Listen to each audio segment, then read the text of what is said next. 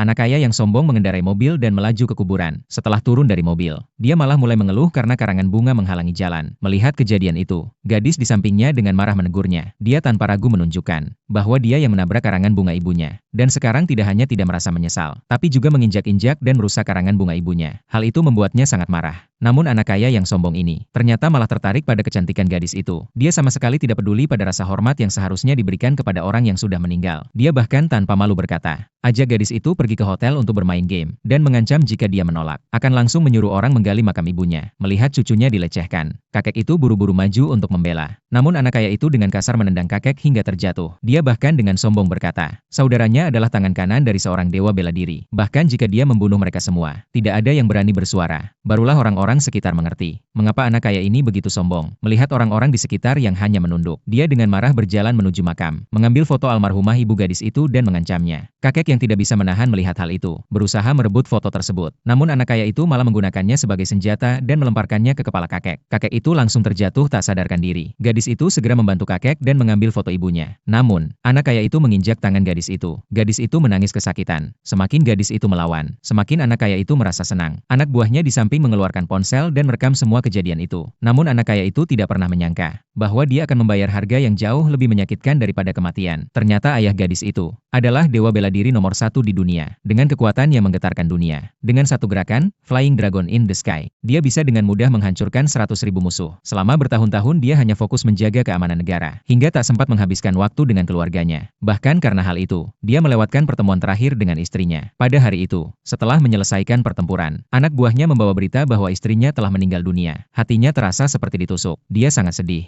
Langsung memerintahkan anak buahnya menyiapkan pesawat tempur untuk segera terbang kembali ke kampung halaman. Namun dalam perjalanan pulang, dia malah melihat video di internet tentang putrinya dan ayahnya yang dilecehkan oleh anak kaya itu. Melihat kejadian itu, dia sangat marah. Tidak bisa lagi menahan kemarahan dalam hatinya. Dia segera memerintahkan anak buahnya untuk sampai di lokasi dalam 2 menit. Sementara itu, anak kaya itu masih terus melecehkan gadis itu tanpa mengetahui hukuman mengerikan yang akan datang. Saat dia sedang merayakan kemenangan, ayah gadis itu turun dari langit.